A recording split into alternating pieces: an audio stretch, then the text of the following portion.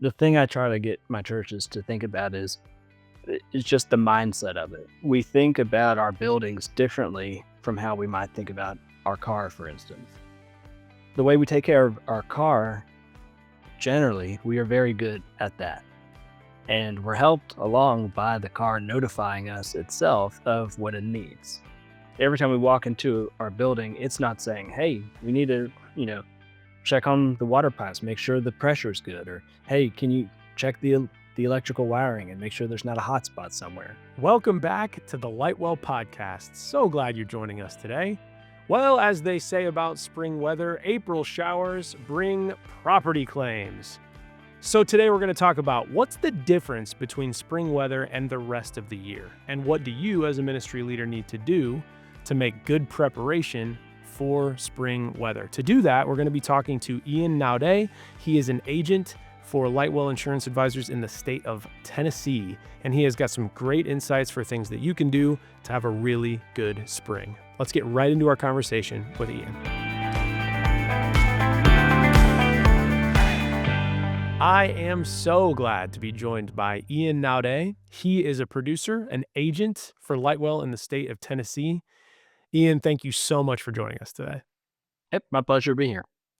I am excited to talk to you about a range of topics, but specifically the thing that we're going to get the deepest into is spring weather. Now, we are recording this in February, and where I'm sitting in the basement of a studio in Northeast Indiana, it's snowing outside, and I can't wait for spring weather.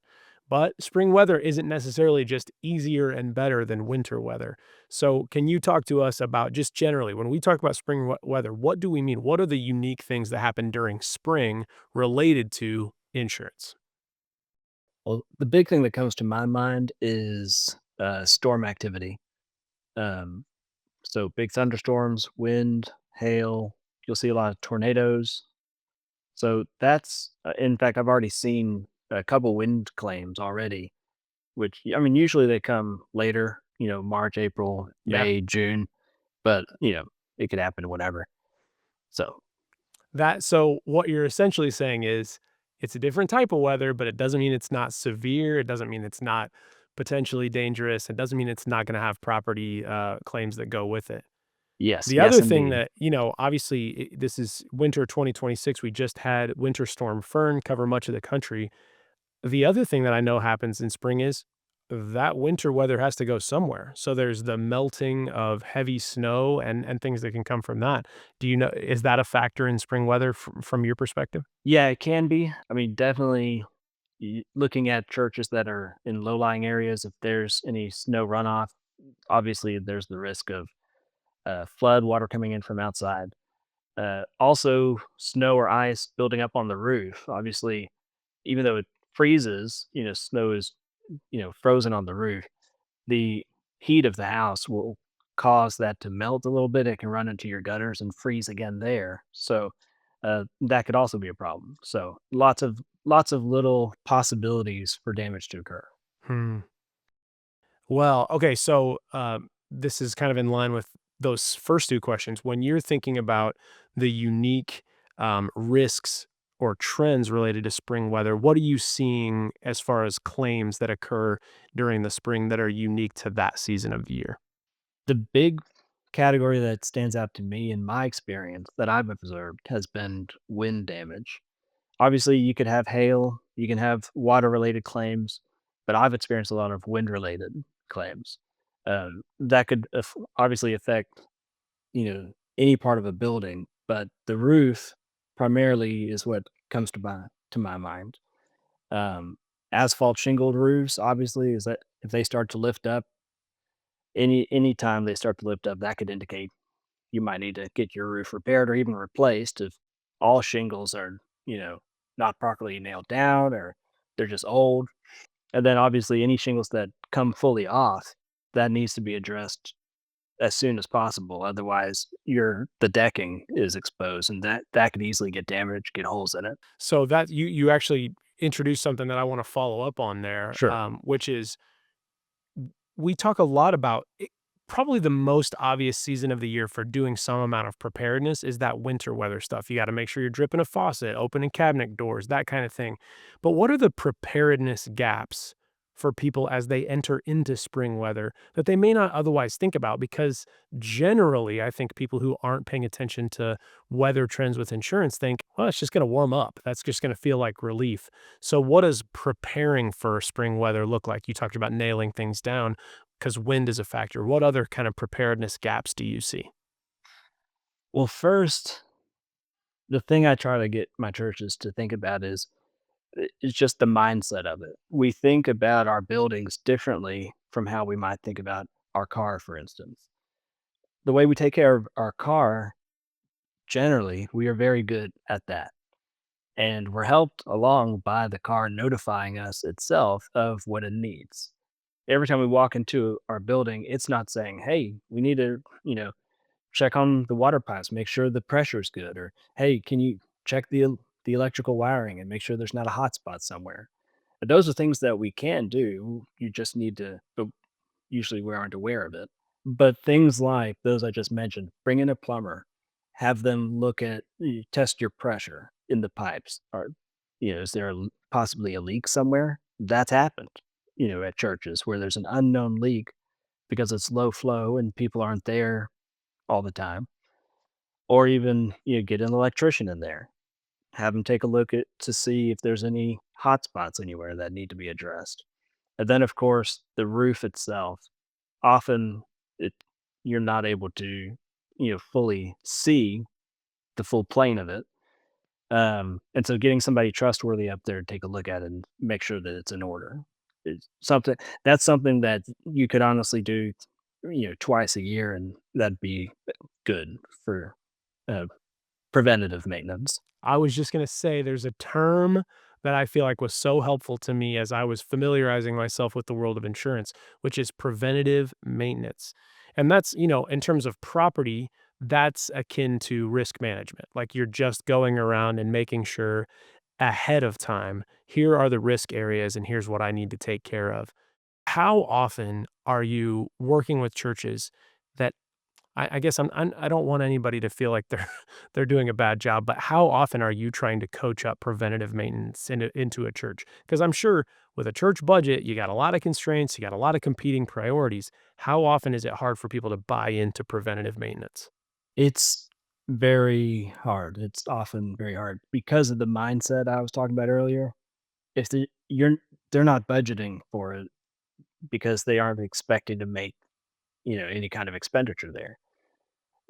They walk into the building and think everything's good, and they probably don't even think about it. Similar, it's the same way when I walk into my house, and I'm an insurance guy.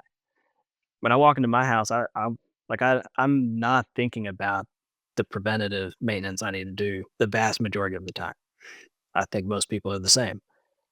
Yeah. I mean, I'm a textbook drive until the light comes on and then do something kind of guy. I'm confessing that here on the podcast. That's my way on my own personal materials. I'm sure people have a hard time getting into a different mindset on behalf of their organization. Yeah, exactly. So first is the mindset. And then once that's been addressed and they're aware of, okay, maybe we should do that, then you get into things like budget or, how best to address this or that. Or if you can't address all of it, well, what's most important? But that honestly, I try to coach them to handle that internally. That's not something I need to get in the mix of. Yeah, but in terms of that mindset change and then how the money follows, what would you say the difference is between the financial investment in preventative maintenance versus what it takes to repair something after a claim has occurred? Huge.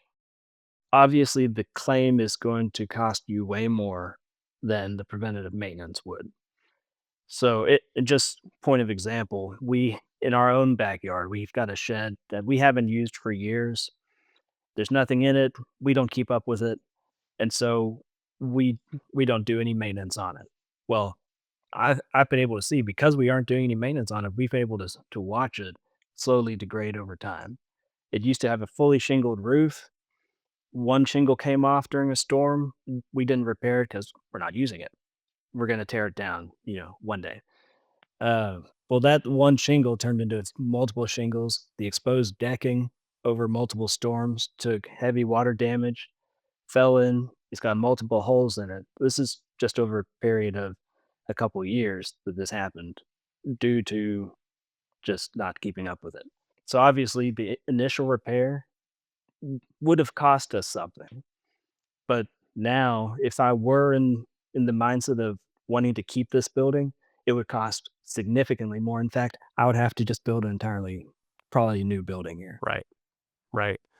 And not to, not to put words in your mouth, but I think the next thing that you'd be thinking on behalf of an insured is if you don't do preventative maintenance, you're actually doing damage to your future insurability with your current insurance company or the next insurance company you work with. So there's different levels of that cost where if you don't do the little thing now and check things early, not only will the claim cost you, but then how much more will you have to pay in premium at renewal? Or what if you get non-renewed and then you're out there shopping for coverage and you have to say, well, I had this claim that happened that could have been prevented. How often are churches who are out there shopping and looking to you as an insurance advisor in the Tennessee area, how often are they, hey, I just had a couple of claims and I need new coverage, and you look at it and go, but these were preventative claims. Is that happening a lot too? That happens a decent amount of times, multiple times a year. I'll get those kinds of calls. On alongside that, I'll also get some calls from similar customers, prospects that have been non-renewed, but they have been able to show me that they've done preventative maintenance. And if they've got a record of that, that goes a long way towards getting them with a good insurance company. I've been able to present in special cases and say, look, they had this, they repaired it before the claim. They had this, and they took this action. And insurance company, oh, okay, we like that. Well, yeah, obviously, yeah. So they get a good quote. I love that. Okay, so let's dial in on a couple of those. What are some key areas of preventative maintenance that you think move the needle the most for a ministry when it comes to obviously the most common claims, but things that make a material difference to their insurability? Like if you were speaking to a ministry leader right now, and I'm sure you do this kind of thing all the time, what areas are you saying, if you did this, you would be in much better place to prevent claims, but then also I can make a case for you with the insurance company to get the best rate possible? The number one thing that comes to mind is your roof. Make sure that it's, you know, watertight, sealed up, and inspected. My preference would be twice a year, and then once after a significant storm. But every church is different. Judge at your own risk, but get it inspected yearly. Would be my advice, especially if it's on asphalt shingle roof. That's really good. And then talk to me about documentation. You mentioned like make note of it. Is that just receipts from contractors and people that look at stuff? Or how do you recommend that churches document the preventative maintenance work that they do take action on? Having receipts is probably the best way to do it, because that's something given from a licensed insured company, and it verifies that the task was done. That is the absolute best. If you don't have that, a lot of times churches will work in house. They have the talent, like they might have a member who's licensed and insured, has his own business, but will also put those skills to work for the church. That's fine. But keep a record of it. Have somebody type it up or write up what happened, what was the damage, what action was taken, and file it somewhere. And just so you've got it, like basically treat it like you would a receipt, stored with the receipts and date it. And that way you can bring it out and say, hey, look, here's from back then we've, took this action. So That's really good. yeah. I mean, it's simple, but it makes a huge difference. Mhm. So that's really good encouragement. Okay, so many of the people listening, they've probably got a house or maybe a condo or something that has a roof, and they're thinking about maintenance for their own property. Is that the same as the maintenance that they would do on a church or ministry facility like the ones you work with, or are there different things to consider with that construction and how weather might impact it? Yeah, definitely some differences. Uh, the size of the building, obviously, much bigger space. Some churches, massive space. Just noticing the problem is less likely because of that size. You think about HVAC units, some churches, they've got massive ones, significantly different from what you might have on your residence. A lot of times they're up on the roof, not visible. Good idea to just send somebody up there to check. Multiple entrances, anytime where there's an entrance, especially if you're in a low-lying area, that's a possible area where water can come in if water does flow to you. Um, so there's many more things like that, but just be aware of the building that you're in, the size of it, and all that comes with it.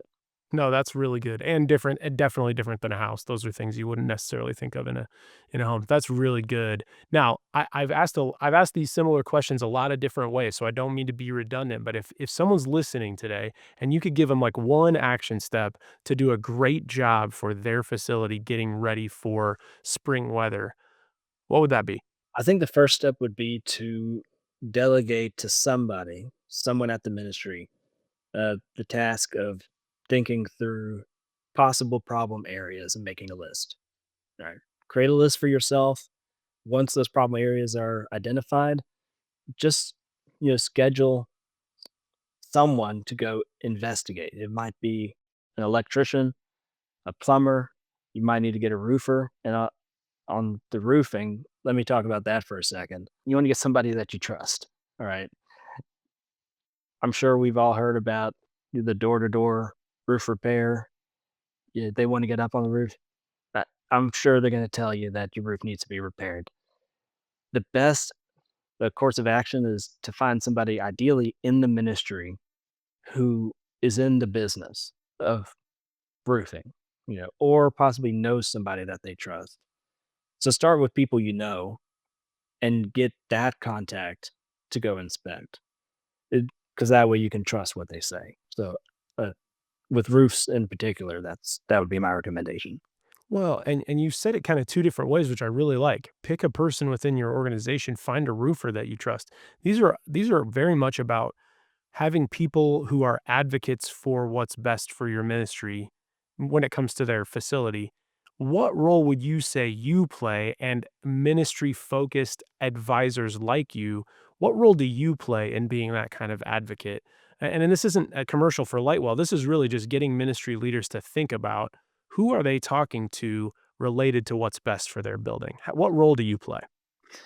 Yeah, my role is primarily first to get them thinking about it, to recognize that there could be a problem somewhere. We need to go take a look at it, and then helping them create a next step, regardless of whether it's related to preventative maintenance or um, liability issues or medical, possible medical emergency, whatever I'm dealing with the ministry. I always try to generate for them the next step. You don't just want to talk about the importance of something with them and leave them with, okay, what next? Yeah, so I always get them a next step of what they can do, and I say keep me in the loop as needed.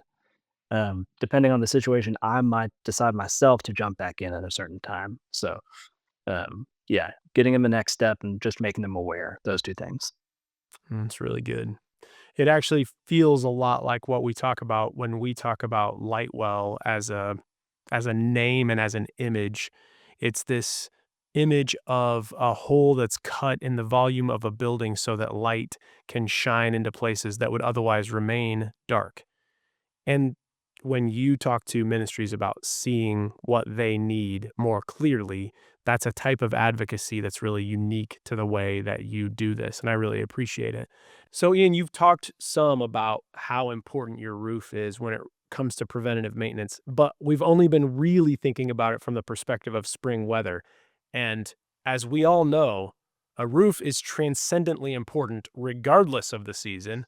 And so, what else do people need to think about, not just for the spring, but in terms of that really important aspect of their construction, taking good care of their roof in general? Yeah, so one thing people often don't think about in connection with the roof is the surrounding trees that might be around the building. For some churches, this is an issue, for others, it's not, but you could have a tree with branches overhanging part of your roof. Branches obviously dislodging from the tree and hitting your roof, that can obviously cause damage. You could also have a tree that is a dead tree next to your building. Sometimes you might not even know about it. Usually you do. Um, if you know it's dead, get it cut down. It's going to cost a lot of money, but just do it. Yeah, that just because otherwise down the line it could very well turn into a huge claim. As again, just that the difference between a little bit of cost and putting it in a plan and making it happen versus a very big unplanned cost. So it's just, yeah, switching that mindset. A tree might just be a tree today, but it could be really costly if you don't keep vigilant about that. So Exactly. here's another question. Uh, let's make it real. Do you have any examples of churches that you work with or that your agency has worked with, maybe not you directly, but where preventative maintenance didn't happen and then it was a big interruption to ministry, or maybe where preventative maintenance did happen and it saved the day when it came time for some weather to roll through that would have otherwise been a claim? Yeah, I do have an example. It's a roof example. All We right. do have kinds of claims that aren't just roofs, but this is my example. Uh, Yeah, it's good. It's good. yeah, and it came down to where it's it's not a chimney. It's like a part of a roof where air can come out and go and escape. I forget what it's called, right? But whatever technical term for that, insert that here. But where it came and connected to the roof, it wasn't secured in a way that it wasn't fully tight to the roof, and wind could get in, and that's what wind did, and ripped that completely off, exposing now a huge hole in the roof. Does that make sense what Yeah. happened there? Yeah. Like a vent or something got Event. ripped off. Yeah. Okay, yeah, we can use the word vent here. I Okay, so I it got ripped off the yeah, top, left a hole in its place. mhm, yes, exactly. Now, obviously, that can happen, depending on the strength of the wind, that could happen to a vent that is properly secured, but if it's not, your chances of that happening go up extremely high. Yeah. So, yeah, just having somebody up there take a look at it, you could easily see, okay, we need to pull this down so that it's nice and tight to the roof. Ian, for you, what inspires you to keep letting that light shine in the work that you do with ministries every day? What keeps you inspired? So, and this connects to where I derive my satisfaction in the job. I find immense joy in serving Christ excellently. When I feel that I have served him excellently, I feel very, very fulfilled and satisfied. And doing that with ministries, obviously that I get that a lot. So that keeps me going. I love the connection with the actual people in the different churches, and I love that I know I'm serving Christ well. That's a really good answer. And on behalf of the churches that you work with, thank you for taking your role with them with that kind of seriousness and excellence. I really appreciate hearing that.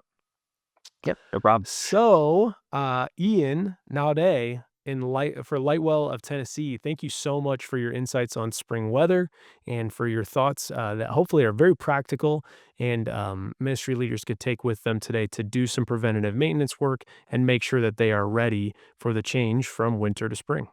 Thank you so much for your time today. Yeah, no problem. My thanks once again to Ian Naudé, producer and agent for Lightwell in the state of Tennessee, for his thoughts on preparing well for spring weather. I hope that you got something good that you can do for your ministry and your facility right away. So if you come away from this conversation with some more questions, even then you got answers, find an advisor in your area. Go to lightwell.com and you can connect with someone who can look at your facility and help you prepare, not just for spring weather, but for weather and other risks year round. So, in the spirit of spring weather and the forthcoming sun, let's go and let it shine.